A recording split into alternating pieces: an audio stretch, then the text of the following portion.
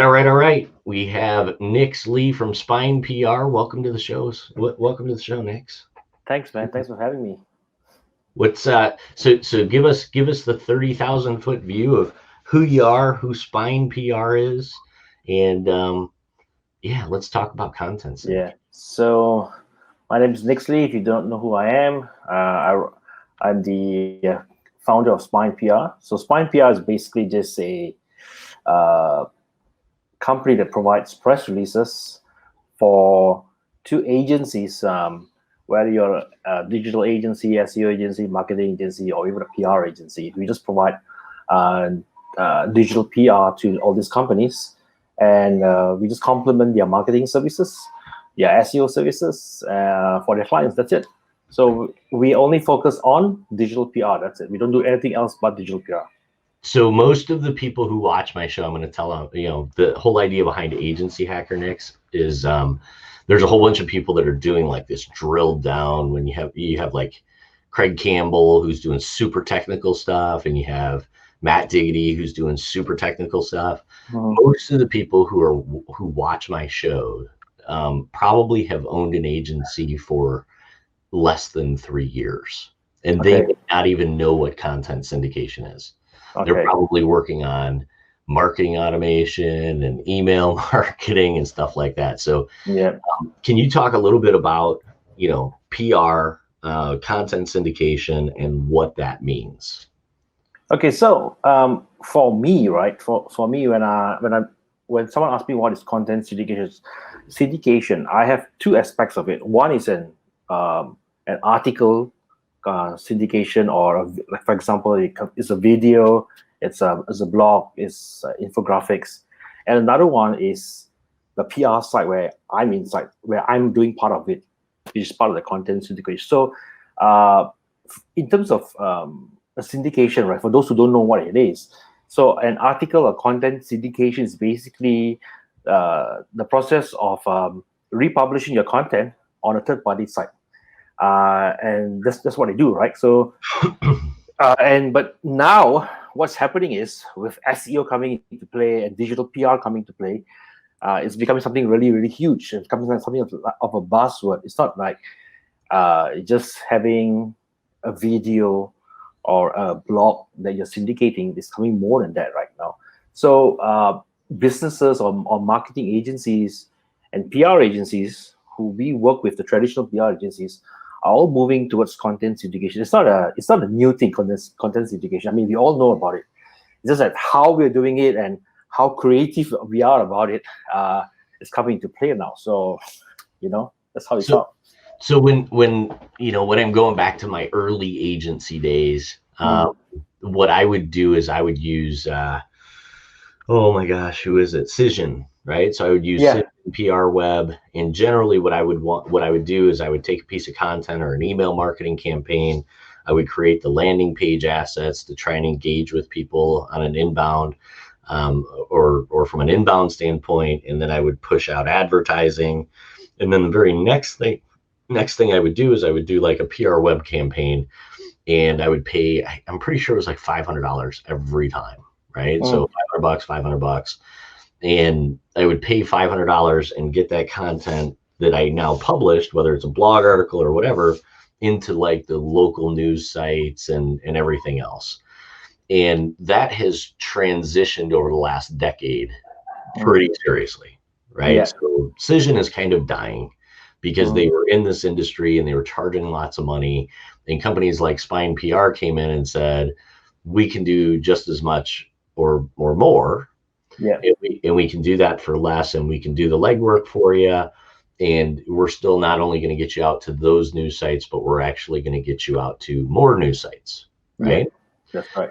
And then the other side is we always looked at content syndication for from in two different ways, right? Or we use content syndication for two reasons.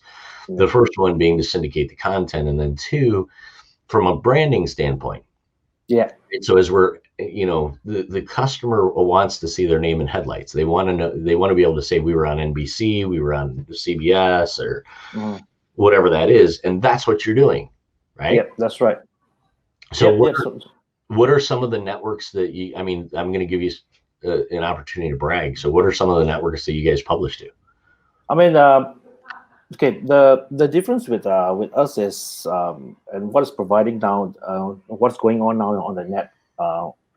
We are trying to be as big as Cision or PR Newswire and all those kind of other big firms. Big in the sense that, okay, we have that kind of network, but not that kind of crazy prices that they are charging. So, for example, right, if you were to post something on PR Newswire, Cision, or whatever, right, they will charge you somewhere around, I don't know, about $600-700 now for the 400 to 500 words, and that is not including your logo. So a logo will be charged like another $100. If you want to edit another 100 words, it's going to be another $100. You want to edit another picture and all that nonsense, right? So we kind of saying, okay, the reason why we set up something like this was, I used to be in an agency. I ran 5 agencies in my lifetime. Or was it 6? All right. I started an agency when I was pretty young, when I was in my 20s. I started an agency and I failed in that agency pretty badly. And I lost a lot of money in that agency because I didn't have a single idea what I was doing at all at the time. And yeah, and the name was pretty lame. I mean, I named it like something called Multicom and Web Design, some weird name because of Bill Gates, because I read one of his books and I was reading the how he named Microsoft. And I was like, okay, that's a cool name. So I want to name something that's similar. And that business failed terribly. So I ran kind of many agencies, full-scale digital agencies. I didn't run an SEO agency per se, but we had a full-scale 360 digital agency that was doing offline, online, and all that kind of stuff. So during the process of doing that agency, we always had clients that we wanted to do content syndication, PR, and all this kind of stuff. And one of the biggest problems that we had at the time was getting the content for a client out on the internet, on digital, getting to the press and all that. And it was extremely expensive because we only had the traditional PR companies to talk to, right? And whenever we ask for, okay, we want to get this particular product or this launch out, it's going to cost us like thousands of dollars. And they would only get like 3 or 4 newspapers, for example. So when I was running that agency, I would ask them, so look, what's the ROI? How do I measure this? How does it affect the sales and all that? And most of the time, they couldn't give me all the information. So it's pretty frustrating. And so we went on a journey to look for, how do we get it online? How do I go? How with one click of a button, I send it to thousands of sites, hundreds of sites. And that was the journey that happened. And we took it many years, whereby Spine PR was formed. And Spine PR was formed about 6 years ago. We started with our own products, with our own business that we had with the agency, and we started running out all these promotions first. And based on that, we started building up a huge network of sites. So we started getting relationship with some is paid. I mean, all content syndication now, most of it is paid. There are a few that is free, but what you see generally now is all paid. So we started building relationships with all these guys, like for example, like Yahoo, AP News, or publishing house or syndication house that have this particular publication. We started building networks with them, and we also build networks with PR Newswire and all those guys, big guys, because there are certain areas that they can go that we can't reach. That's for sure. Like for example, China, Indonesia, Vietnam, they have the networks that we don't have. So we do work with them, and we build relationships with them. So starting an agency, this is my 6th agency running, I think so. All right, I didn't want it to be an agency. It was supposed to be something that, just to keep me free. I mean, just to keep me busy. Just to keep me busy, because I took a sabbatical after my last agency. I took a 1-year sabbatical because I was on a total burnout, because I was working like nonstop. Agency's life, right? Oh yeah. So yeah. I work every day that ends with Y. How about you? Yeah. So we built an agency up to about 50 to 100 people for the last agency, and that was like a crazy time for us. But it was fun, but it was also crazy. So I took a sabbatical and I said, look, I'm just going to get on and do some PR work. Because since we were already doing some of it and had some network with people, I said, look, I'll just go on there and just help other agencies and businesses get cheaper distribution without paying an arm and a leg. Sure. And lo and behold, 6 years, I'm still running it. So let's go through. You gave us some nuggets there, right? You know, Yeah. gold. And so one, you did the agency route. Yeah. And you didn't do very well the first time around, but then you started to learn more and more, and you became more and more successful.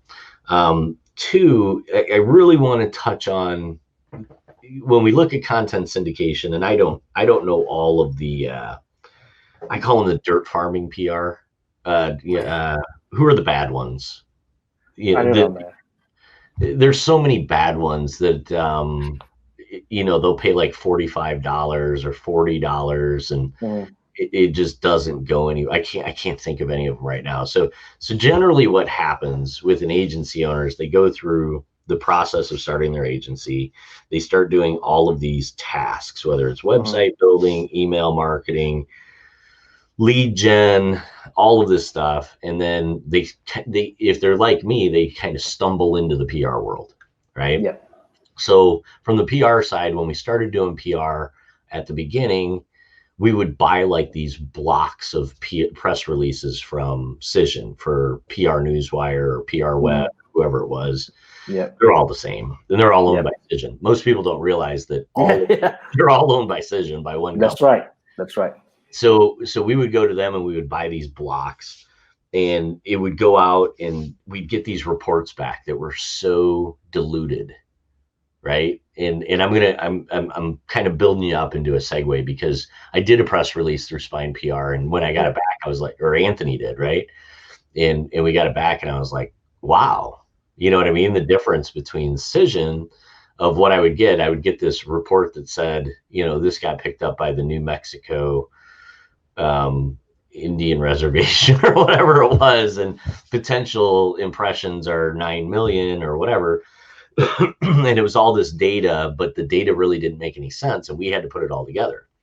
So, we were I don't even remember what the press release was for, but Anthony kept saying, hey, gosh, this has to be well over a year ago, but let's use Spine PR, right? And I don't remember how long ago it was that we first did your stuff, but I said, okay, well, I don't really know anything about Spine PR.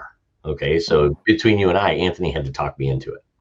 Okay. So he was pushing me in your direction. And I said, how much does it cost? And he said, I don't remember how much it costs. It doesn't matter how much it costs, but you were having like a special at the time or whatever it was. And I was like, yeah, I said, I don't know who these guys are. And I ran into, as an agency owner, truth be told, we were doing about 90,000 a month in PR through our, with our clients, through, PR Newswire, PR Web, all of this other stuff. And so you came into, you kind of threw your hat into the ring without knowing it. Anthony came to me and said, hey, we want to do this stuff. And let's use Nix. And I said, how much does it cost? And I'm gonna share this with you because it's kind of funny and it's kind of sad. Because he said, whatever it costs. I think you were running a special for like $85 at the time or something like that, right? Yeah, I think so. Yeah.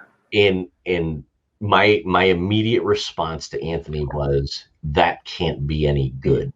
Yeah. Okay. So he said, what do you mean? I said, well, with Cision, I have to pay him. I think I was averaging like $500 per press release, plus we have to write it, plus we have to do all of this other stuff. I said, so let me get this straight. You want me to trust somebody I've never met before with content syndication, and they're going to write it, and it only cost me $85? And he said, yup. Right? I mean, he was like, yup. I said, I'll give it a try. Right? I mean, but I literally said this. I said, this can't be any good. Like, this is one of those, I can't think of the other ones that do the cheap, like super cheap. I call them the dirt farmers of the PR world, but I can't think of any of their names right now. But the $40 ones that are just terrible and atrocious. And they look terrible. So then you went to work and you did all of your stuff, and you sent back this report, right? After it was all done. And I called Anthony on the phone and I said, Anthony, he's like, yeah. I said, this is some really good shit, man. I said, this is like way beyond even what we get from Cision. You know what I mean? This is in it's like 20% of the cost. Like, this is crazy. And so that's kind of how the relationship between us and you, Yeah. right? Yeah.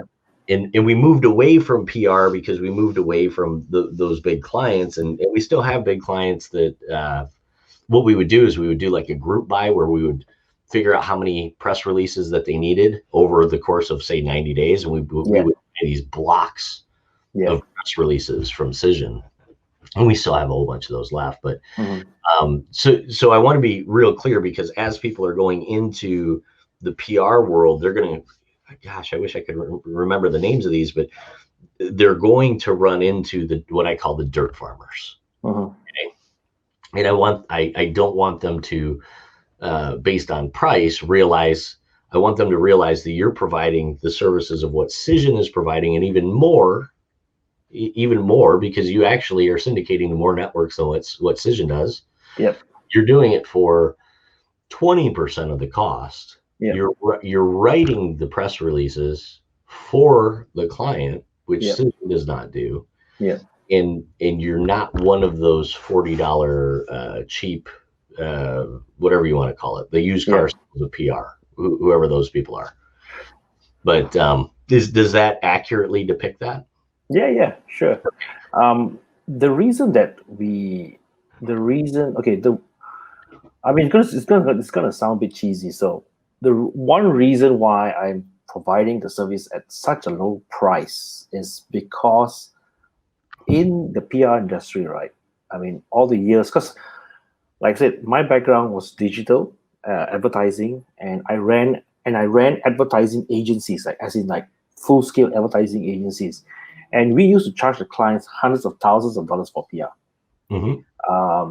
And one of the biggest issue for me was this: I would see a PR launch out, or when it's or campaign launch out, and I would see zero benefits to the client. But to the client is that, wow, you got me on Yahoo, you got me on AP News, you got me on Business Insider. I would never be able to get it by myself. So whatever you're charging me must be that price, and I'm going to pay for it. And that was something I really, it didn't stick with me well for a long time. And I was like, I mean, what you're giving, I know the cost, I know what is done, and you are charging like what, 800 times more than what it's supposed to be. Yeah. Well, so and that's a great point, because the people who are watching these videos, they're struggling generally, and you would be amazed at the messages that I get. That one, they don't know how to make money, right? And that's kind of a standard thing in the agency world. When you first get started, you don't know how to value your services. So the reason why I brought you onto the show is because they have an opportunity to resell PR as a service and charge Cision prices very comfortably. Cision prices. So we would take, as an example, we would do no less than a 1.4x, and we would shoot for a 1.8. That if it's costing me $500, I'm going to multiply that times 1.4 to 1.8, and that's what I would charge the client. Correct. Plus, I would charge them for content writing. Okay, so this actually, from a competition model, let's assume that you have two agencies. One is using Cision, one is using Spine PR. You can be more competitive than the agency who's using Cision, right? That's right. I can take your product, and how much does your standard press release cost? $95. Okay, so let's just round it off to 100, because I'm not always great at math this early. Same, So if it's $100, that same product, generally with a logo and all of this other stuff that you're doing and writing the content, with the same PR Newswire product, is going to cost you roughly about $750. Is that fair? So you're actually getting more value with a a report back that is more streamlined than what you're getting from a PR Web or PR Newswire through your service for 1/7 the cost. That's right. Okay. So if I take that business model and let's say I'm going to sell it for $1,000 and through PR Newswire, I'm going to charge that client $1,000 and my net margin is, with writing the content, let's say it's $125 because I still have to write the content and I have to account for the time spent. Yeah. With yours at $100, I can walk in the door and sell that product for $700. That's right. And now I have $600 in margin, which is beautiful. Yeah. If you're going to write it and you're going to provide a report back to us that we're going to be able to, it's white labeled so I can hand it right to the client. That's right. I don't know why everybody isn't doing that. I mean, it's like a no-brainer, right? Yeah. You do see me posting up a lot about this, kind of like posting up a lot about this. The reason why our prices are low, because we only service agencies, Sure. Any type of agencies, right? So the prices that we give the agencies are low so that they can mark up. I mean, if I'm charging an agency $800, it's pretty hard for them to mark up higher than that unless the client's huge. And we know a lot of the agencies, the clients are not really big clients, right? It's either small clients or mid-sized clients.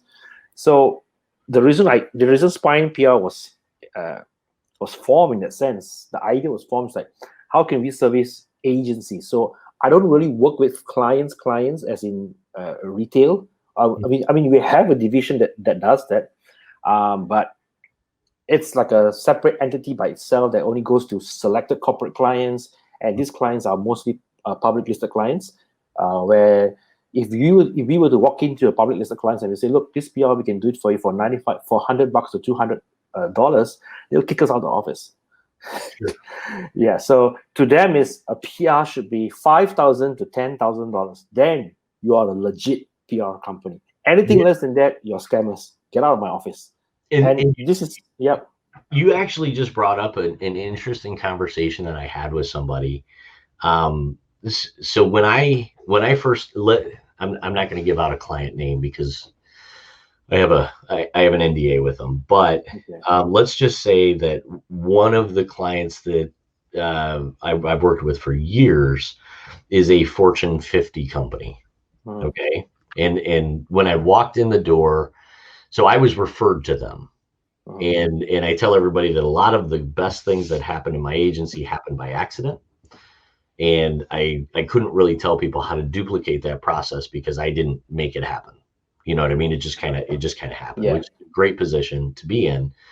But I was invited in to bid a project for this Fortune 50 company. And I bid it out and I was so nervous, right? Because this was like my first really big client. And so I went in and they said, okay, bid it out. And they were pitched by multiple very, very large agencies. And so I came in and I said, okay. And I remember putting together the bid and I looked at it and I decided it was going to be $7,700 a month. Okay. $7,700. And I was scared at $7,700. Okay. And I was literally questioning myself. And I said, I think I should only charge $7,000. Okay. And $7,000 seemed like a lot of money too, because I was at the beginning, I didn't know how to value what I was doing. That's right. And so I submitted the bid for $7,700 and I won the contract. I remember getting the email. They don't even call you. The big companies, they don't call you, right? They just send out an email. You're not going to get a minute of their time. So I get this email back, congratulations, we've selected you for this project, et cetera, et cetera. And I thought I'd won the lottery because the most I'd ever charged a client at that point was like, I think $4,000. And I almost doubled it. So I go to work on this project, and with the really big companies, you're not getting hired. You're getting hired on a project basis. That's you're not getting hired, and I don't think I'll explain that in a different video down the road. So I'm working on this project and I would have to fly out occasionally to meet with the client. They were roughly 600 miles away. So I get a phone call the one day from their executive vice president of North American operations, right? Just to give you the sheer size of this company, they have this person in this position. And the lady, Laura, that I dealt with, she said, when you come into town, I need to have lunch with you prior to your meeting. Okay. So now I'm scared because I think I'm getting fired, right? So I go in and I have lunch with her. And, I take her out to lunch, and between you and me, I mean, I was scrubbing nickels, or I was scraping nickels together. I mean, I didn't have any money. Yeah. And I took her out to like a sub shop or whatever. And we sat down, and she said, we have another project that's coming up, and we're taking bids on it. And I want you to know that you're going to get that contract. And I said, but I haven't pitched for it yet. And she said, well, you still have a month to go on this one, and you're going to get the next one. And she said, and you need to charge us $24,000 a month for that.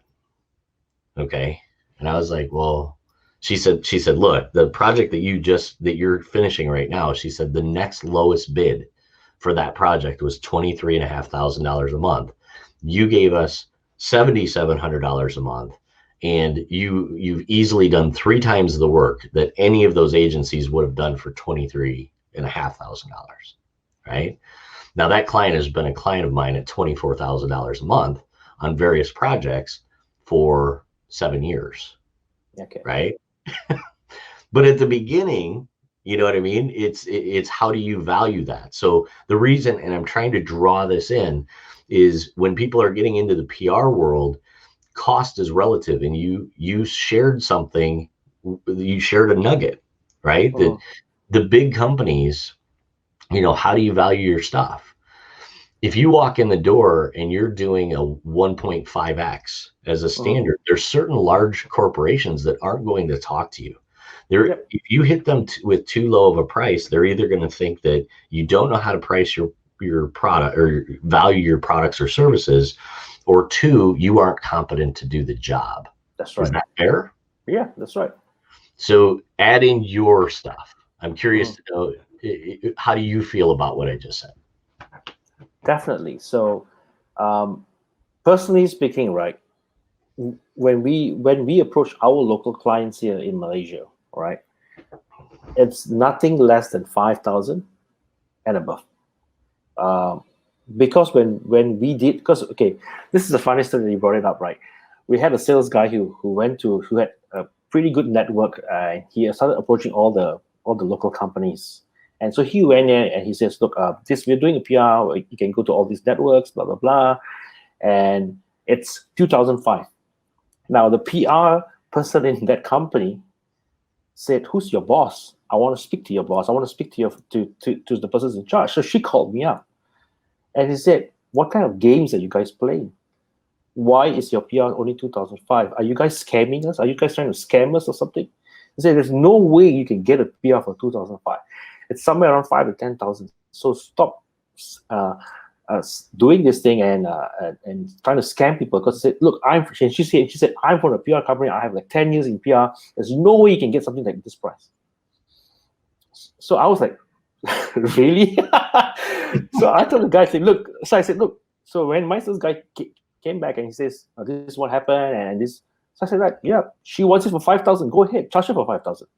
Mm-hmm. Why are you devaluing us? So, but in that sense, it made me realize that yes, the industry, the PR industry, or what we are doing now, digital PR, it's a virgin. I would say, it's seriously a virgin. All right. So there's an agency right now that I'll share with you. It's not my agency. I don't know the person, but I was handed, if you will. I mean, people send me stuff all the time. But this person built their agency just using PR. And they in the worst economy in our lifetime, right? Yours and my lifetime. They've done about 500 grand this year just doing PR. Okay. It's definitely possible. Yeah. And I don't know all of the details, but I was like, wow. So it's out there. I mean, but I constantly get the questions of, well, how do you price this and how do you do this? And, I can't get a client for, I think $1,000 is too much a month for marketing services. Mhm. And I get those questions all the time from people. And that's actually why I started Agency Hacker, because I'm going to go through the methods. I'm going to go through the motions, and I'm going to show people, not because I'm trying to brag or anything like that, but, I want to show them the bits and pieces of soup to nuts, start to finish, value your services properly. Don't sell if you want to make $10 an hour, go work at Taco Bell. Don't start an agency. Okay? That's right.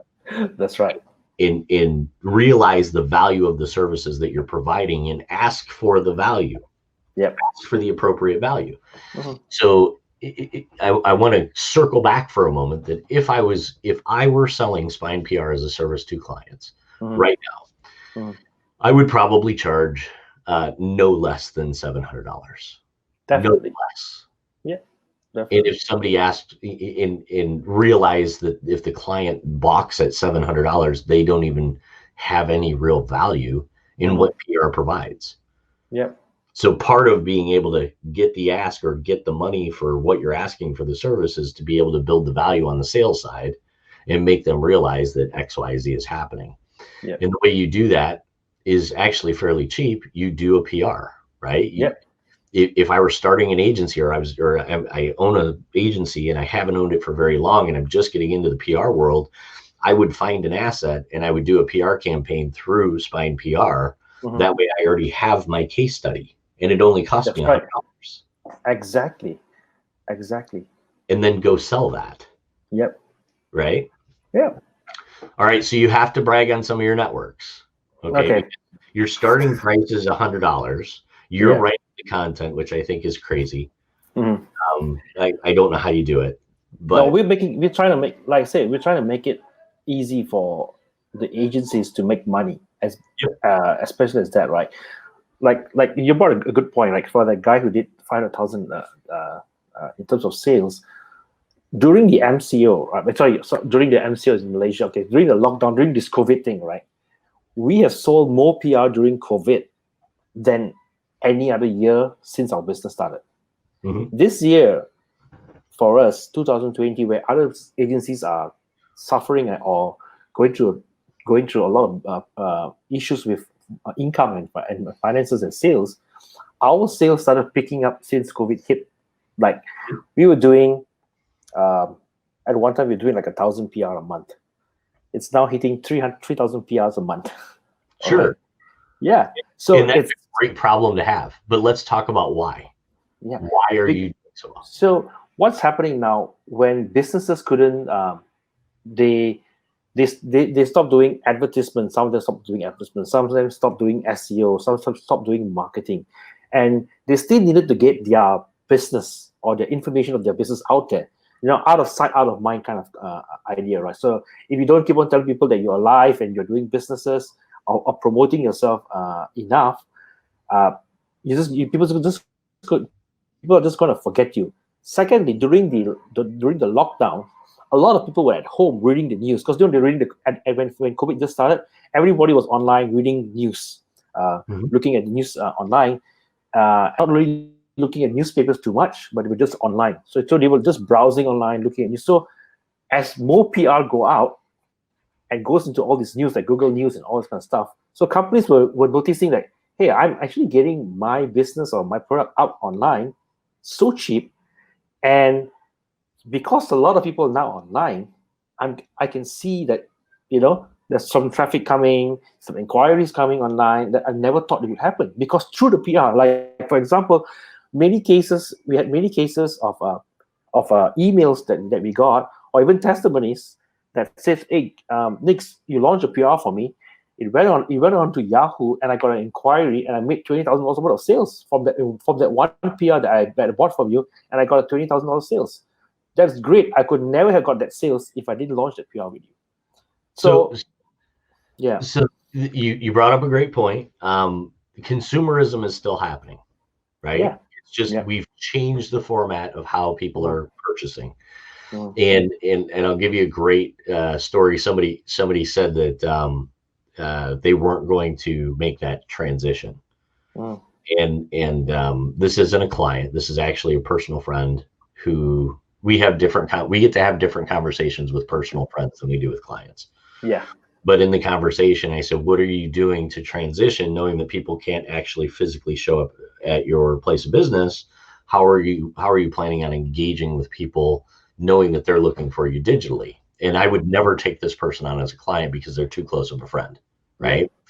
And he said, well, I'm not doing digital. And then I handed him a business card. Right. And he said, what's this? I thought you didn't have business cards. I said, I don't have business cards. I said, but this attorney, they do all kinds of work, and they do bankruptcy work too. So when you need that, right, I want to give you a referral, and here's their card, because they've done business work for me, not bankruptcy work, but other business work, and they're a great attorney. And he looked at me and he said, well, what are you saying? I said, well, I'm telling you, if you're not willing to transition to where the people are that are looking for you, you will end up filing bankruptcy at some point. Okay. Yeah. So one of the questions, everybody talks about COVID and everything else, and it causes me to lose my mind, because I'm like, right now, if you are running a digital agency, and sure, when COVID hit, everybody was unsure what was happening. And then probably within about a month and a half or 2 months, all of the businesses realized that if we're going to survive, we have to start hitting digital really hard. Yeah. Right? Yeah. If you're an agency owner and you cannot thrive in this current environment, you shouldn't be an agency owner, because this is the lottery of digital right now. Exactly. And then the follow-up is if you're pitching somebody and they don't see that digital is the path that they should be going down based on lockdowns and everything else, just walk away. Don't even continue the conversation. Exactly. Just literally turn around and walk out the door. Right? Yeah. I am shocked. Okay, I'm literally shocked to get messages or people tell me, or digital companies or digital agencies who tell me that they are struggling during this time, during the lockdowns. Because for me, you would like what you said, right? This is the golden opportunity of a lifetime. This whole 2020, if you didn't make money during the start of COVID, you still have 70 over days to do it. Go do something. Yeah. Because you could have easily, a company could have easily made $500,000 to $1 million before the end of this year, because this COVID thing is here. I mean, it's here to stay, but the opportunity is once in a lifetime. If you didn't build the agency now, even if after COVID comes and vaccination comes, you're still not going to build your business anyway, because you had the opportunity now. Everybody's going, every industry is scrambling to go online. And if you didn't, and it's like I said, right, the harvest is huge, right? But the workers are a few. And this and in this year, it's really the truth, because I mean, locally we see it here in Malaysia. Everybody is rushing to go online, and yet companies tell me that. What I tell people is that a year ago, if somebody asked you what you did and you told them that you ran a digital marketing agency, they'd say, "Oh," right? Because they're getting hammered with phone calls every day of every digital marketing. And my joke is that there's 6 million businesses in the US and 2 million of them are marketing agencies, right? Yeah. And everybody runs a marketing agency. Now that the phones have stopped ringing. And the reason why the phones have stopped ringing is because those 2 million marketing agencies who were pounding the phone, smiling and dialing nonstop, they are full of clients right now. Yeah. And those client calls, the calls for, hey, let me manage your Google listing or whatever that stuff is, all of that is stopped. Yep. Which means now is like prime opportunity to go out. In a year ago, if somebody said, what do you do for a living? I run a digital agency. Oh, well, you're the people that call me every day. Now if you say the same thing, hey, what do you do for a living? I run a digital marketing agency. You do? I need a digital marketing agency. Right? Exactly. I need digital marketing. And that's the transition shift of, and then the next wave in 2021 is really exciting for me from an agency perspective, because here's what's happening right now. People don't understand, these business owners don't understand digital marketing. They're hiring an agency, and most of them are hiring terrible agencies. Yep. So right now, a new agency owner or fairly newer agency owner, one should be able to get clients hands down, left and right. Yep. But the real gold mine is going to happen in April of next year. Somewhere around March or April of next year, when all of these initial contracts have ended and they went into a contractual agreement with a terrible agency, Yep. did a terrible job. Yep. And you'll be able to pick up all these, it'll be raining clients in like Yeah. March or April of next year. Yeah. Yeah. And I tell other agency owners this, and they're like, I don't see it. I don't get it. What don't you get? Yeah. I mean, this is like winning the lottery of digital right now. Correct. And that's the thing, right? You don't wait for that to happen, right? You start building, you start building your from an agency. Just say if now I was a new agency and I've just started, right? And I see this happening, right? I would start building content, my website, my track record, my case studies. I'll start pushing out PR about myself online so that people can see about me. I'll start getting as much information as I can to build an authority for my niche or for whatever I'm going to do. So when the time comes when all these contracts are going to end, and if I have to pitch them, for example, I have all the assets in play, right? And these clients or these companies are already so used to going online. When they search for you and they find you online, they see, wow, you got all this content, you got all these videos, and you are an authority. They most likely choose you than the crappy agency that they work with. For you to get that particular contract with a client is so much easier. So I don't see why agencies aren't doing that. And I mean, I had a conversation with Craig about this, right? And he said something. He said, guys, get on the PR bandwagon now before the price goes up in 2021, which is going to happen. Yeah. Because I see lots of the past 3 months, I've seen a lot of SEO and digital agencies coming to us and pivoting their business from SEO, digital, to complete PR agencies. Because what they are saying is this: I do a strategy with a client. I don't write the PR. I don't distribute the PR. I don't do anything. I'm just selling the strategy, and I'm making more than 100% profit. Why not? Why go through all the hard work? And I don't even do the reporting. Right. We give them the reporting, right? And everything is done for them. All they have to do is open them out and sell strategy, which I've been saying, sell your strategies, right? And they're doing that. And that goes back to what Anthony told me about Spine. And I said, so let me get this straight. They're going to do all the PR work. They're going to get the content syndicated. They're going to write all of it, and they're going to white label report it for 20% of the cost of what it cost me through PR Web or whatever. Yeah. I think people are missing the boat. I mean, exactly. I think people are missing the boat. They are missing the boat, and the worst part of it is this, right? We get a lot of inquiries from agencies every day to want to work with us or partner with us, right? And at the price point we are still giving them that is so low. Some of them are arguing with my team about the prices. Like, hey man, can you give it to me lower? It's too expensive. And I'm like, what the heck? Who are these agencies that we are talking to? Why are they even talking to us? I mean, we don't want these agencies because we know that they're not going to last. We're looking for long-term agencies who want to partner with us for a long period of time, that we can work together and build strategies together and build businesses together. So now what we're doing is we're cutting out a lot of the agencies who come to us and says, when they approach us and they talk price, immediately they're out. We don't even entertain them anymore. So you brought up a good point as far as the price hike that I want to explain why it will happen, because it has to happen. Okay. So the conversation I had actually was with my dad, who doesn't understand digital at all. He doesn't call the internet, he calls it the interweb. Right. Okay. I mean, that's how. So, we were talking and I said, well, the price has to go up in digital. And he said, why? And I said, because people think that the internet is unlimited. And it isn't. Because the internet is based on eyeballs. Yes. And if you go back to do you know who Gabe Layden is? No, I don't. I would highly encourage, from an advertising standpoint, he used to be the CEO for Machine Zone that came out with Game of War, Mobile Strike, all of the Okay. phone games, right? They did about $600,000 a day in revenue.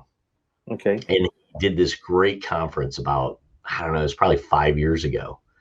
And he's sitting in front of, or he's sitting at, I think it's the Recode conference. And the whole room is full of media agencies. Okay. And they're grilling him, and he just pissed them all off. And he said, look, you guys are going to go out of business the way that because you guys aren't offering quantifiable data. And there's these other companies like yours that are offering quantifiable data. Yep. So when you walk in the door with a Spine PR press release and a report, it has measurable data of this is the engagement, this is this, this is this. You don't even get that from PR Newswire. You don't get that from Cision at all. Yep. All you get from them is here's the potential eyeballs that are going to be on this page or this media source. Yep. Whereas you're providing all of the quantifiable data. Yep. And I want to talk about that for a moment. Okay, because I think there's an opportunity as we go through and I can build that into a series where, you know, the old way was CPM advertising and just throwing it out there based on subscribers. Yeah. So taking that all the way back to the newspaper. Let's take away digital for just a moment. Yeah. So the newspapers would advertise. And they would say, we deliver 9 million newspapers a month. Okay. And what they were doing is they were throwing newspapers on everybody's porch, whether they paid for the newspaper or not. Correct. Because then they could go back to the advertiser and say, we have a circulation of 9 million. That's right. And therefore we're justifying our ad cost to you as an advertiser paying us based on 9 million. That's right. Okay. That transitions into the digital world with CPM, cost per impression, however much per thousand. Nobody's buying into that anymore. That's right. Okay? They're buying into quantifiable data where they know that their dollars are being spent for eyeballs, right? Only thing that matters is eyeballs. And that is a huge difference between what you and say Lane, right? Lane over at Quantum. Yeah. That's a huge difference between your platforms and the standard Cision product. Cision is still talking about this is your potential subscribers, which would be your CPM model. Yeah. You guys are using quantifiable data stating this is how many people saw it. Yeah.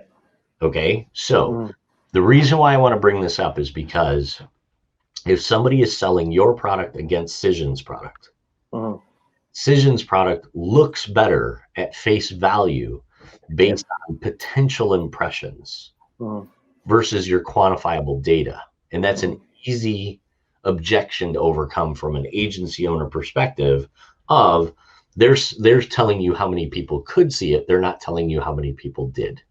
Yes, that's right. Okay, so I would rather take the lower number of the guaranteed eyeballs of who I know read the content versus you could give me a number of, 9 trillion, right? Yeah. 9 billion, sorry. 9 billion people could potentially see it. And I'm going to say there's not 9 billion people in the world. Yep. Right? That's right. But if I'm pushing a Cision product, they're going to come out with some ridiculous number of somewhere right around 92 million impressions. Yeah. All right. Or for a potential audience. Yeah. So when you're selling the two products side by side and you say, well, do you want 92 million people who I can't guarantee that 92 million people saw it. Yeah. Or do you want to get that product out to 1 million people and I can show you a 1.2 million direct engagement. Here's a report. Here's everything else that shows not only what it is, but where it went. Yep. Yours is a better product. Yep. And I'm not saying that to, suck up to you, man. No. You know what I mean? I was the biggest skeptic at the beginning, but when I looked at the reporting side, I was like, wow, this is, hands down. So you still haven't alluded to who do you publish through? Okay. Right? So some of the networks like we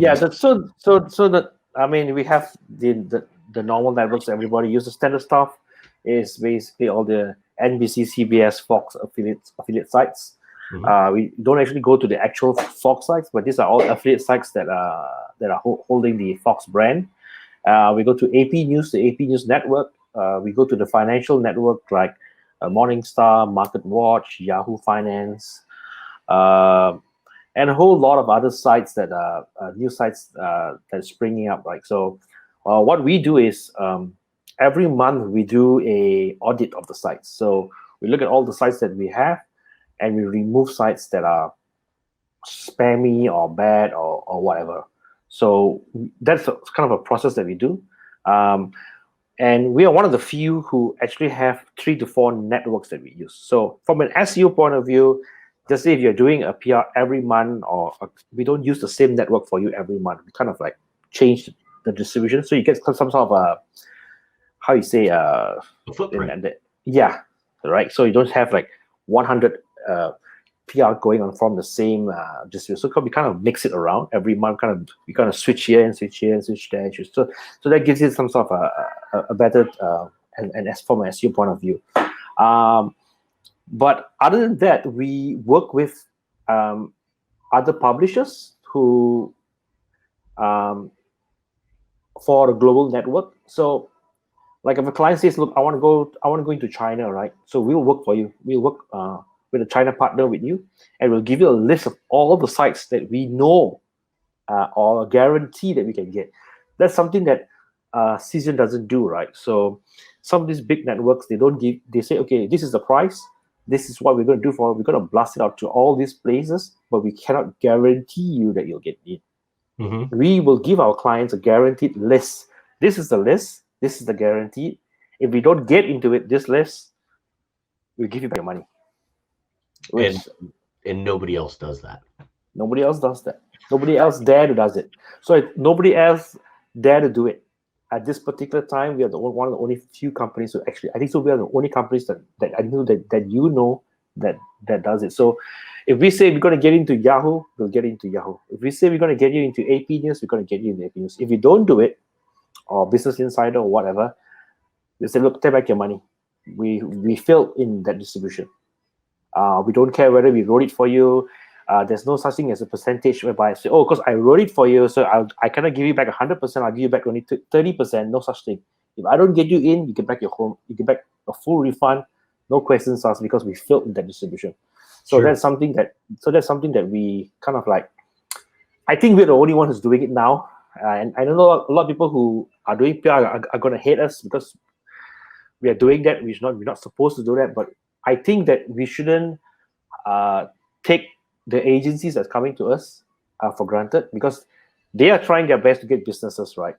And they need to make some money. And I don't want to be a person to sell them a product and say, I'm sorry, this is just an estimation of what you're going to get. If you don't get it in, I can't give you back your money. So I'm going to reinforce something, because I do have agency. I do have some of your people who watch my videos. All right. So I'm going to say something directly to them and the new people that I'm going to make an open statement that is very negative, but I'm doing it for the right reasons. If you are not selling a spine PR campaign for more than $700, you are already failing, right? So these people, when we talk about, going back to hitting the value of what you're getting and selling that to a client, the valuation should be no less than 700. No less than 700. That is 7x, right? 700% increase in cost. And when you compare that, it's still going to be less than if you use a Cision-based product, PR Web, PR Newswire. It's still going to be less, way less, just in their cost. And frankly, I would hit anything at $1,000 easily, $1,000 easily, because keep in mind, and I'm saying this to your current agencies, because I see some of the people who are working with you in our circles, and they're selling your services way low. Way low. I can't even take them seriously. And I had a conversation with one of your clients, and I was trying to be nice, and they were asking me how to value your products and all this other stuff. And I said, this is what I would do. Oh, no, that's way too much money. I said, then you're an idiot, right? Not you, but them. Yeah. And they were upset, well, what would you charge? I said, I don't know, 1,000, 2,000, 1,500. Yeah, 1,500 is fine. Yeah. And I said, but when you come in and you hit the industry at $250, you are going into some form of indentured servitude. Mm-hmm. And the idea of quantity, right? And quantity pricing, I get so tired of. And we see it happen, right? It's tortoise versus the hare. There's that old Looney Tunes cartoon. Yeah.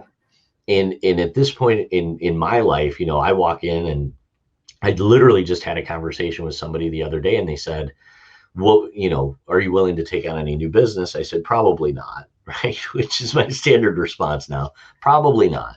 But what do you have? And if it's interesting enough, I may take it on. Yeah. And that's not from an arrogant standpoint. It's me. I want to be more respectful of my time. Yeah. And they explained everything that they wanted to do. And they said, how much should this cost? Or how much would you charge me to do that? I said, you're probably looking at $8,000 or $9,000 a month. Mm-hmm. And the guy came unglued. What do you mean $8,000 or $9,000 a month? I said, man, I'm giving you a deal at $8,000 or $9,000 a month. I really am. And he said, well, I've talked to other agencies, and they're coming in at like $1,500. I said, yeah, they'll do that for, I don't know, 6 months, and you'll work them to death, and then they'll get pissed off because they're not charging you enough money. And then they're not even going to want to take you on or continue with you as a client, because they're going to become more intelligent over time, and they're going to start raising their prices. And then you're going to expect the same results for the same amount of money, and they've already increased their value. Yeah. Right. Yeah. When we go back into the new agency owner side and people start learning how to value themselves, what ends up happening, which is the fault of the agency owner, is their earliest clients want to continue at a pricing model that wasn't realistic for scaling. Yeah. And then they become disappointed and disheveled and everything else because they don't want to abandon that client, and that client is holding them back. That's right. Because it's a time suck, right? Yeah. So that being said, value the product, value the service properly. Yeah. And I want to give you the opportunity as we're closing this out. Give us, if you had to focus on one piece of advice that you would give to an agency owner having owned agencies of what not to do, right? Like, don't do this. I've done it. It sucks. What was one mistake that you made that you look back and you laugh, right? Not a tragic mistake, but one of the things that the 80-20 rule, spend 20% on 80% of your money, or whatever that looks like. What is the one piece of advice that you'd give to somebody? Do not undercharge. That's it. Just do not undercharge. Whatever you're doing, just do not undercharge, because you'll be surprised that the price that you charge for your services, the clients will say okay to it. Do not go in and say, this is not going to be the price. There's so much of things, right? I could tell a new agency owner not to do. But one of the things is this: do not undercharge, because when you start undercharging, or you try to get the business out of desperation, there's one thing, right? You actually destroy your own market. You destroy the industry, and you cheapen your services so much that you cannot, I would say, get back all the value that you have thrown, right? So one of the things that we made a mistake when I started the agency was we were undercharging for our services because we thought we were new, and because we were new, or we didn't have case studies and all that kind of crap. And when we went in, we were charging so low, and the prices, the cost of the price that we were charging didn't justify the amount of work that we were doing, and we couldn't sustain the agency. Right. And the agency this year we have 30 clients, but all 30 clients were peanuts, right? We still couldn't sustain the agency because having 30 clients means having more manpower, more workforce, and more costs. I just did that. I just did that with my girlfriend, not even related to digital. Okay. and this literally just happened in the last few days, that I realized that we had 5 can openers in our house. Okay. You can only open 1 can at a time. Yep. And I can't imagine why I've had this, one of the can openers I've had at least for 20 years. Wow. Okay? They don't go bad. You know what I mean? So I noticed that, and I want to try and draw the picture a little bit, because I was angry that the can opener wasn't being treated very well. Okay. I'm somebody who, I take care of what I have, right? It's about quality. You know, I buy good things, et cetera, and quality over quantity. Now, my girlfriend, and I'm not picking on her, is more about quantity. Okay. So I threw 4 of the 5 can openers away. Okay. And she was angry. And and she said, "Where is the can opener?" I said, "We only have 1 now, and it's exactly where the can opener should always be." And she said, "What happened to the other ones?" I said, "We didn't need them, so I threw them away." And she said, "Well, what happens if this one breaks?" And I said, "If you take care of that one, it won't break." Yeah. Now that's the lesson going into that, right? 5 can openers versus 1. Yeah. We find ourselves in an industry where people want the 5. They're going to devalue. If you have 5 $1,000 a month clients, you should probably really have 2 $2,500 a month clients. That's right. You take care of them better. Yeah. That's an absolute truth. Yeah. And if you undervalue your services, and if you have those 5, you're at 5 $1,000 a month clients, you're going to constantly be pissed off at all of the different things and having to stop working on this client to move on and do something that this client needs. Yeah. And it's not their fault. It's yours. Yeah. As the agency owner. Yeah. Is that fair? Yeah, it's fair. I don't know, man. So, I mean, in terms of new agencies, right, I think one of the biggest issues they have is the mindset. You know, they just don't believe that they could give, they can do what they say they can do. Or they set up an agency and they can't do what they're supposed to do, and they're trying to lie to themselves and say they can do it. And you know what I mean? So, because they put up all that, okay, I can do everything, and then now suddenly I can't do everything, right? And so, I mean, I'm not sure whether you would like to talk about mindsets, but I think a lot of it, I mean, when I started, I think we had the same issues, mindset, right? Was afraid to charge clients. And it's like this, right? Once you go, I mean, we have charged clients $100,000 for a website before, right? To build a website, $100,000 website. We have charged clients $1 million to build a customized site before in our agencies, with all the customs, custom application, all this kind of stuff. But we would never have gone there if the mindset wasn't right. I'm not sure, because so one of the episodes that I'm going to do that's sales based that's coming up is the difference between will versus skill. Right. And what I think really hinders agencies is they either have the skill and they don't know how to value that skill, but they really need to move into willpower, right? The willpower of, I couldn't tell you how many times people ask me, well, you know, I really just want another customer tomorrow. Well, great. What are you doing about that? Right? How many people are you reaching out to? 20 by 20 rule, right? If I want 20 clients, I take 20 divided by 20. That's my engagement number. And then I take that number divided by, or 0.2, right? And literally, if I want 20 new clients, what is that? 400 times, I have to reach out to 8,000 people in order to potentially get 20, or 800. I'm sorry. So I have to reach out to 800. Yeah. And out of the 800, probably 100 of those, of the 800 are actually going to engage with me because they have an interest in what I'm providing. And out of 100, I'm going to get 20. Yep. But if you told somebody, hey, you know, I really want 20, if somebody came to you and said, I really want 20 new clients, next month. How do I do it? And you say, well, you have to reach out to 800 people. Whoa, hold on a second. Exactly. So it amazes me that you want something, but you're not willing to work for it. Right.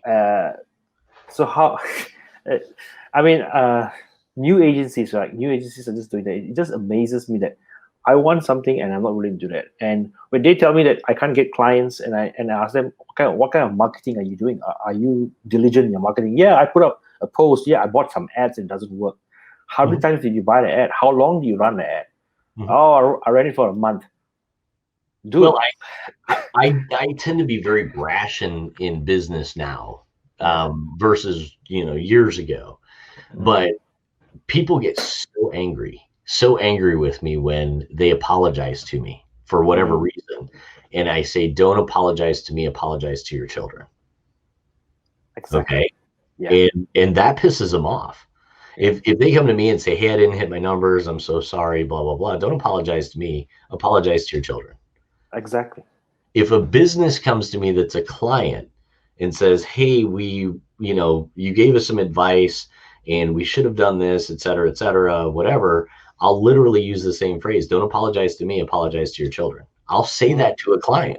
Well, what do you mean? Well, you didn't take the proper steps in order to put yourselves in a position to capitalize on business that you're not going to have now, and you're not going to get it back. Yeah. Don't apologize to me, do better. Yep. Right? Yeah. And then I always tell everybody I would never work for me. Right? I am the most obsessive compulsive person that anybody has ever met. It works unbelievably crazy hours. And you've seen me on social media where I'm sending out a message at like 3:30 in the morning, and you're like, is this not done working or just starting working? I'm confused. It's 3:30 in the morning. Right? I get the same thing. Yeah. So I mean, that's what it takes, man. So it things needs to be done, right? For example, right, in Spy now, we are talking about generational wealth. We're not talking about just making money as an agency anymore, right? Sure.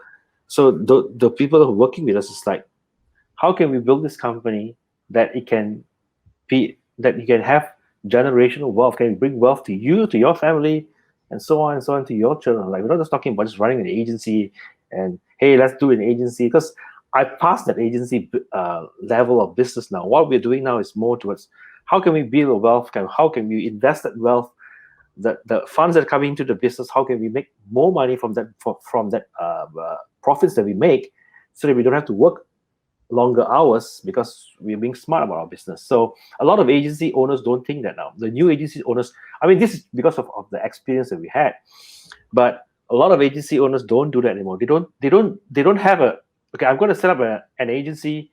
They don't think about how long am I going to run this agency? Is it going to be 5 years and then I'm going to exit it?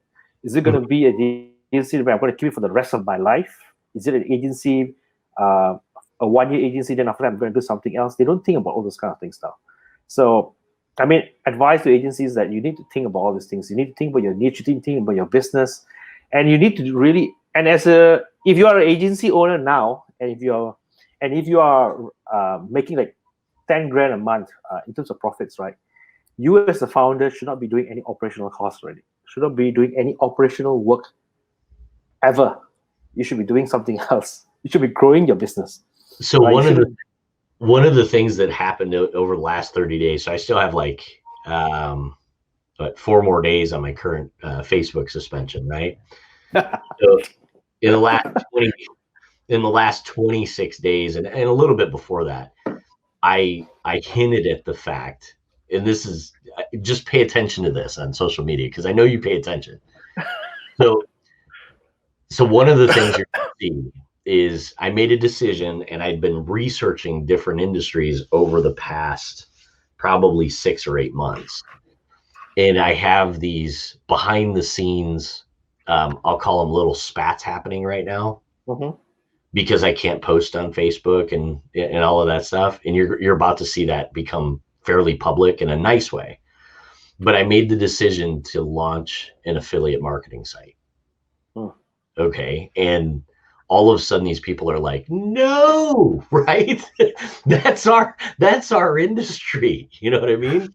You're going to come in like an elephant in a china shop and just start beating around. And I was like, yup, sure am. Absolutely. Yeah. And I'm going to keep them on their toes. So that's an excitement for you that you're going to see as I start launching these different assets that I've been working on behind the scenes.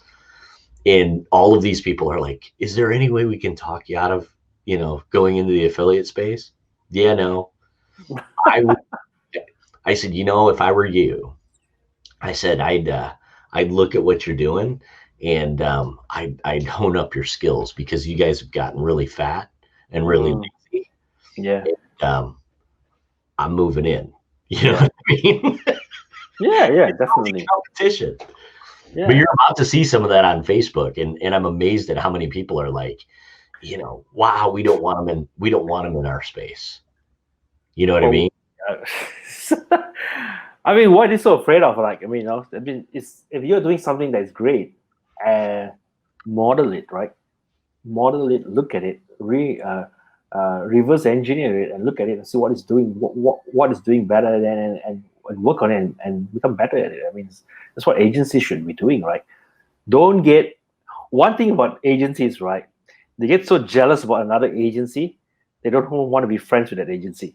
Right. Why? That's crazy, right?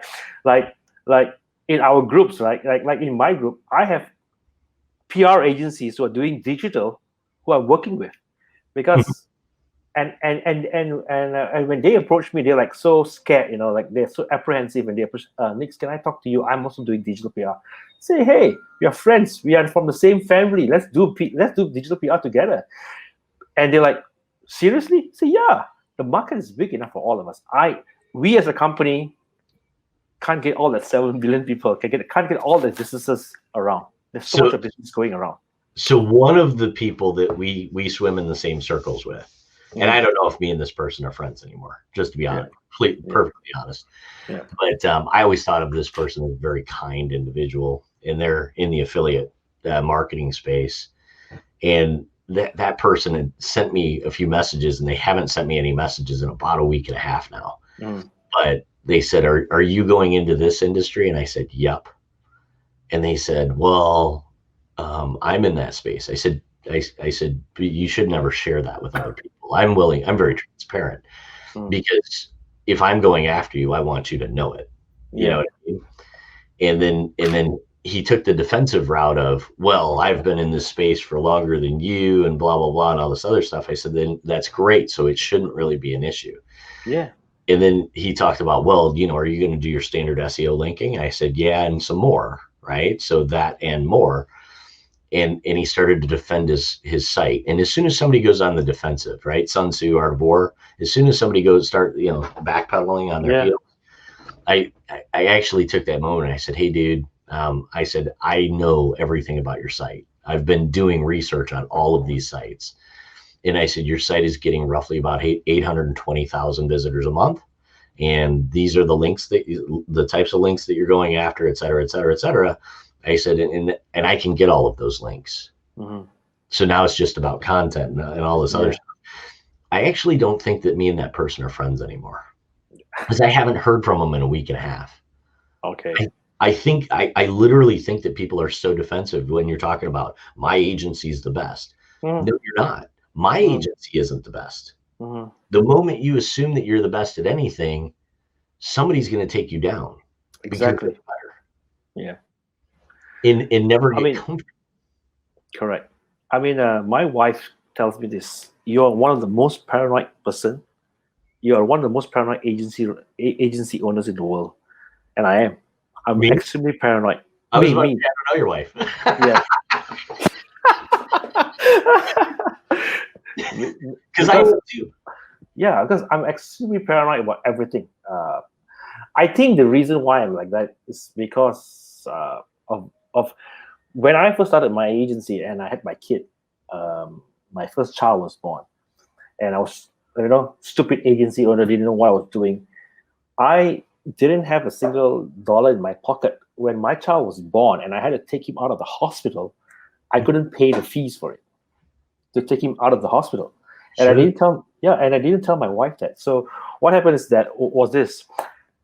Is today is the day I have to take my son and my wife out of the hospital. So I walked to the counter to pay the bill, and I took out my credit card and I put it, and it got rejected. So fine, I got another card, put it Mhm. in, it got rejected.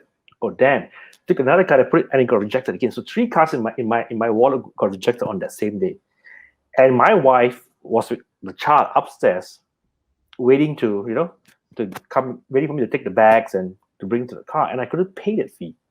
And that was one of the worst feelings. So on that day, I told myself, what the heck am I doing running this so-called business or agency? And I looked so huge, but I couldn't pay for my first kid to come out of the hospital. Sure. So that was the realization point, right? I mean, I mean, we managed to solve that. I called up my brother, and he came and he helped me out. And my wife doesn't know about it until many years after our second child, and I told her that. But after that day, when I realized that, I became extremely paranoid about everything, from my marketing to my business to my competitors to my clients, and whatever I do, it's always I got to do this to the point whereby I'm absolutely and totally satisfied. 100. I know I can't get perfection, but I strive for that as much as I can, Mhm. because I never want to go back to that ever again in my life. So So yeah. I'll share with you that's a similar story to what turned me into an absolute animal. Mm, Okay, absolute animal. It involved my son. Okay, so mm, I raised my son as a single dad.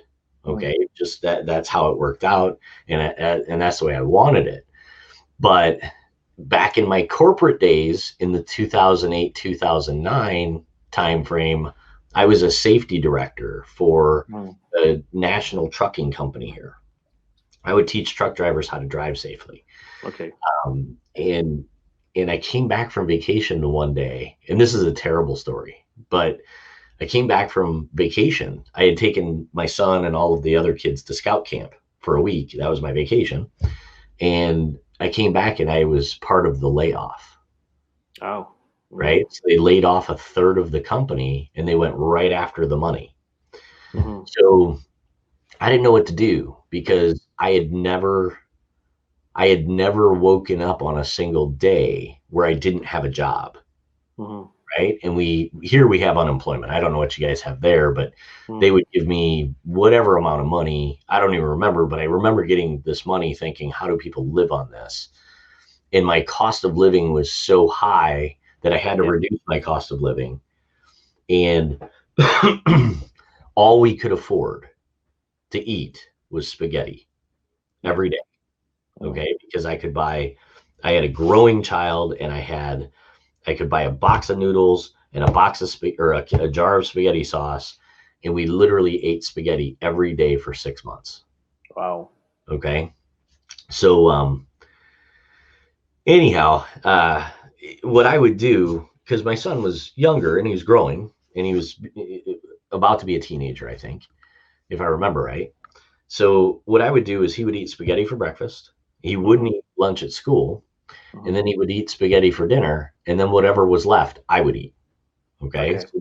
So the one day my son, I'm unemployed, I'm looking for a job, I'm not going to settle for something just to have a job, if that makes Yeah. any sense. I was very Yeah. arrogant back then.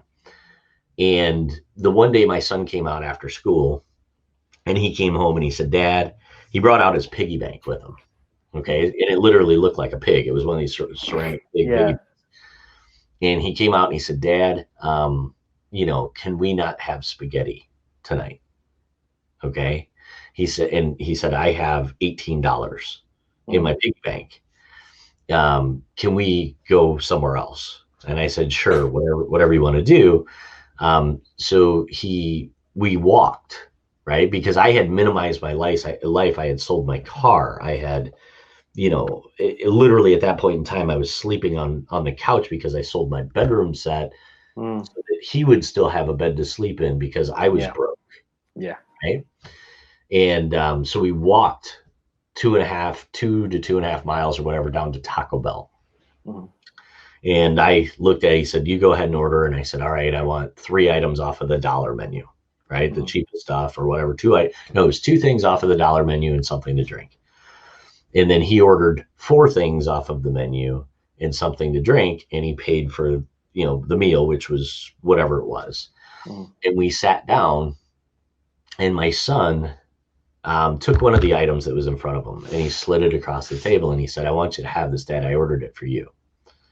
And I said, well, I ordered food, buddy. And I said, but thank you. And he said, Dad, he said, it dawned on me today that there's some days you don't eat. Because he would eat all of the spaghetti. Okay. And I said, yeah, but that's fine. Right. You just kind of blow it off as a parent. Right. I mean, I'm talking literally, I didn't have a quarter in my pocket at that point. Yeah. So we walked back home, and my son went to bed. Okay. So he goes to bed, and I cried. And I'm not a crier. I'm not somebody that just breaks down into tears. Right. And the next day he woke up and he gets ready to go to school, and he's like, more spaghetti for breakfast. Right. Yeah. And then he went to school, and I cried. I felt like a loser. I felt like a complete failure to my child. Yeah. And that turned me into an animal. Okay. Absolute animal, because I transitioned in one day from, the military guy going into corporate America to losing everything and getting slapped in the face, not intentionally by my child, but just the realization that I was failing my son. That's right. And it does not matter. I don't matter at that point. So that's why when somebody apologizes to me, I say, don't apologize to me. Apologize to your family. Yep. Because they're the ones that are suffering. Correct. Okay. Right. Yeah. But those are powerful moments. Yeah. When people come at me and they're like, why do you work 7 days a week? Why do you own 25 different companies? Why do you do this? Why do you do that? I tell them, I refuse to lose.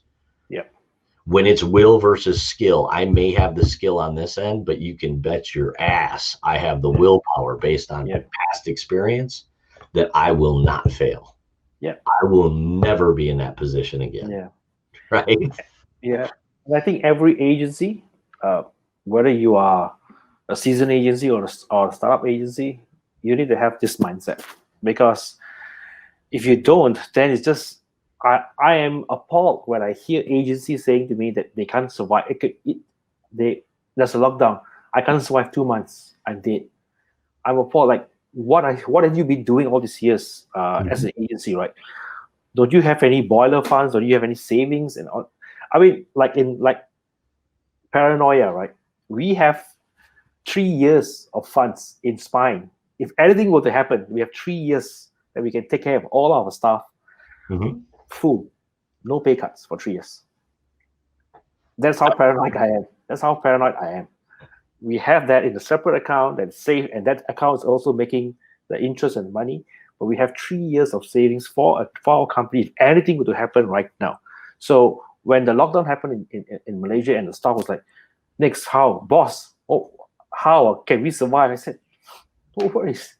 I have funds for 3 years. If they lock us down for 3 years, we will survive for 3 years. You will not go back home without a salary. I assure you that." Which is also something that the agency owners aren't doing, right? Exactly. Literally, I've had that conversation too. I just lost a client, and I don't know how I'm going to keep on. They have 4 employees or whatever. I don't know how I'm going to keep going next month. And I literally look at them, and people think I'm a dick because I'm like, dude, that's your fault, right? Yeah, you're not putting yourself in a position to be able to provide, because employees are family, right? Exactly. Your family. Yeah. And if you're not putting yourself as an agency owner in a position that you can maintain the ebb and flow of agency ownership, that is your fault as the agency owner. Exactly. And you got to take all the responsibility. It's not your staff, it's not your client's fault, it's your fault. Because when you are doing business, you run the ship. Everything's your responsibility, right? If you can't manage your agency, you can't manage your staff, it's definitely going to be sure that you're going to suffer back in your family. It's not going to have any money.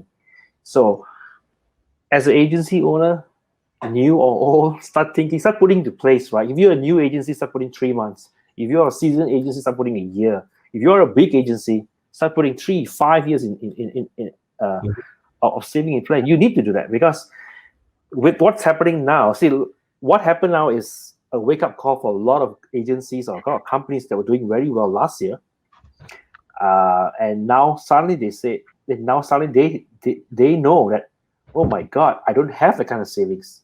I never had the kind of savings, because we thought 2020 was going to be the best year of our lives. It is the best year of your life if you had put all that into place. For companies like you and me, we're having the best years of our lives now, in fact. Well, everybody else is still singing the same song. Yeah. And that's what kind of drives me crazy when I'm talking to other people, and they'll come to me and they'll say, well, you're doing this and you're doing it well, and obviously I need to do it more like you. And I tell them, no, do it like you. Don't turn you into me, turn you into a better version of you. That's right. And be smarter and work harder. And I lost my mind with one of my brothers. Okay. He kind of fell into this rut, and he's a business owner, and he fell into this rut of woe is me, blah, blah, blah, et cetera, et cetera. Can you help me out? And because it's family, I did. And I said, here's how I would do this. Here's how I would do that. And I don't ever give anybody money, because they need to go earn it. Right. But I'll give them the tools in order to go make money. Yeah. And then I called him the one night and I said, hey, I need this from you really quick. And he said, oh, well, I'm out with some friends having dinner or whatever, and, blah, blah, blah. And I was like, hold on a second, dude. Like, literally 2 days ago, you were talking about how you're broke and you don't have any money. And then 2 days later, you're out with your friends, hooting and hollering and whatever, having a good time. Yeah. And I didn't say anything at that point. Okay, because I knew I would be super angry, and I wouldn't actually be able to convey my thoughts in a very meaningful way. So I let it sit for about a week. And then the next conversation I had with him, I said, we need to have what I call a come to Jesus meeting. Right? Okay. That you don't get to come to me and say, woe is me, I'm having all of these hard times, et cetera, et cetera. And then in the very next breath, you're out doing all of the things that are causing you to have the financial hardships that you're having. Exactly. And because it was my brother, I call it like a donkey kick between the eyes. Right? I mean, I just nailed. Just gave it to him. Yeah, just drove in, right? And at first, he was very upset. You know what I mean? We literally had an argument because we're brothers. Okay. And then about a month later, he came back to me and he's like, hey, dude, you were right. For your brother to tell you you're right about anything, that's a win, right? I mean, I'm 44 years old. My brother is 40. And it took me 40 years for him to ever say, hey, you were right about something. It's 40 years of his life. But I guess the point that I'm making is that you'd be amazed at how many people just have all of these terrible habits and they don't even realize the terrible habits that they have that are keeping them from being successful. Yeah. And self-realization is an important part of growing a business. Yeah. I think they've not tasted, they've not reached rock bottom. They've not reached the lowest of the lowest, right? Where your face is just in the scum and there's like nothing else you can do, you're like lost all kind of hope. They've not reached that level. So a lot of them, I know some agencies are still living with their parents and hey, my agency failed, so what? I'm staying at home. I don't have to pay rent. I don't have to pay a car. I don't have kids. But we're talking to those who have kids and families, and you already started a family together, and you just need to take it more seriously. I would say, whatever you do it 100%. If you don't do it 100%, then might as well just don't do it. Just work for somebody. You're talking about, absolutely. Yeah. So. And you sharing that story with not being able to pay for your son. Is it your son? Yeah, my son. Okay. So I think people, because there you don't have really the same system of medical insurance that we have here. No. Right? No. That you pay for whatever the services are that were rendered at the time that you're finished, if I understand that or simplify that. that had to be like the biggest kick to the junk. Yep. You know what I mean? Like the lowest of the low points. And I think those points are important for business owners to experience that. Yeah.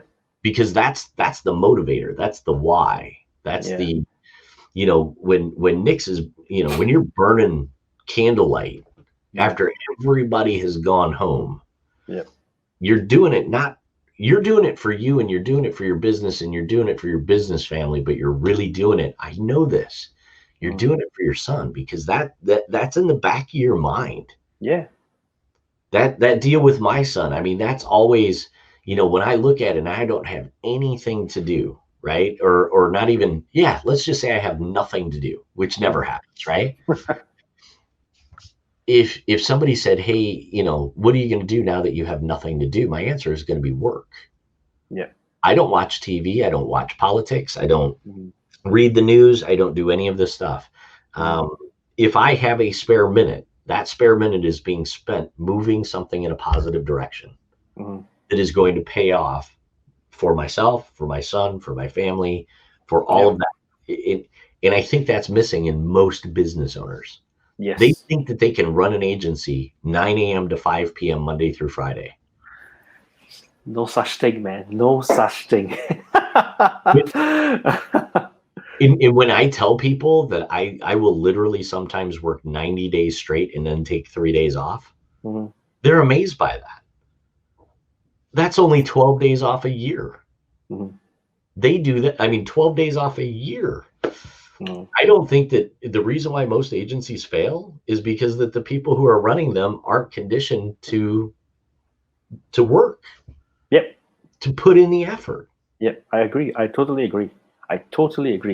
They think that starting an agency is glamorous. Oh, I have an agency. It's nothing glamorous about running an agency. You've seen me pick on those people pretty openly on Facebook. Yeah. They're not.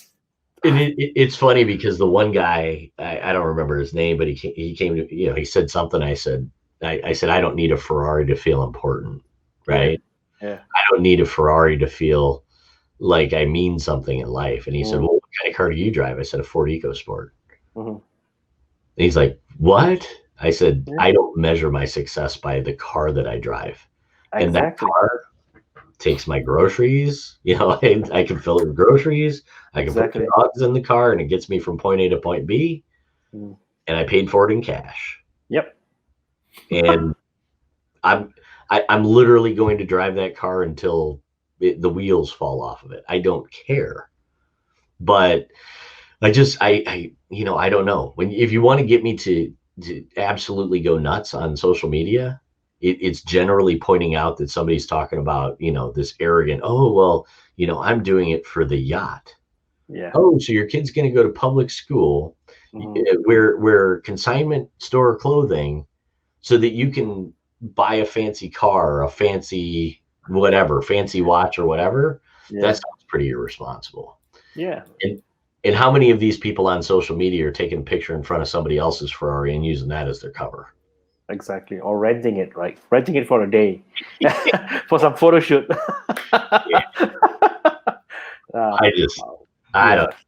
It's about being realistic. It's about putting in the work, realizing that, I don't struggle anymore, but people will say, well, you've done all of these things and all of this stuff. And it's like, yeah, but I'm not doing it for me. You know what I mean? I'm not. You're not doing it for you. You're doing it for your kid. Yeah. I'm always thinking, whenever someone speaks to me about business these days, I'm always asking them, are you building business for yourself now? Or are you building business for an entire generation and the next generation? If you're doing for just now, go work for somebody. Yeah. Just get a job. Right. For now. Go get a job digging holes. Right? Yeah. Right. But if you're saying you're going to build an entire business, and I'm not talking about becoming a billionaire, trillionaire, that kind of stuff, I mean, just talking about basic business, right? The basic blocks of business. When you build a business, what you do with your money, how you invest your money, how you push it back to your business, and all that, right? So Those if you make $1 million this year, you don't go buy Ferrari, right? Right. So It's gonna happen next year. Yeah. yeah, exactly. So that's what happened, right? That's what happened to a lot of agencies last year who went and bought some Mercedes and bought a new house and bought some new crap. And 2020, 80% of their clients stopped their retainers with them. Sure. They're gone. They're dead. And now, and even in Malaysia, where we are now, a lot of them who bought houses and cars, and they're struggling, and they are really struggling. And basically, they have closed their business down. Mhm. Got rid of their staff and closed their business now because they couldn't pay for it anymore. They can't even pay rent Right. for a business to keep on going. So yeah, It's crazy. Yeah. I need to close this out. I actually have to be on a phone call here coming up. Sure, man. It is getting late there. It's got to be what? It's about 6 minutes to 12. But then again, I don't sleep that early, so it's holy fine. buckets, man. Midnight, Yeah. right? Yeah. Almost midnight. But let's do this again on the next episode. I want to that we do together. I want to drill down into content syndication pretty hard, right? Yeah. And Okay. and talk about the different methodologies between content syndication. But this was a great warm up to get the people who are watching these videos, Yeah. get them to know you and all of that other stuff. And I can't thank you enough for spending literally 2 hours of your time. No worries, man. Thanks for having me. It's a great chat. I mean, it's great recalling certain stuff that I've forgotten while speaking to you about starting up an agency. It's kind of interesting, and it's kind of like, okay, it kind of motivated me a bit more to do something else. Yeah, feel that excitement a bit more now. Let's do it again soon. Yeah, sure, man. Thanks, man. Awesome. Thanks, Nick. All right.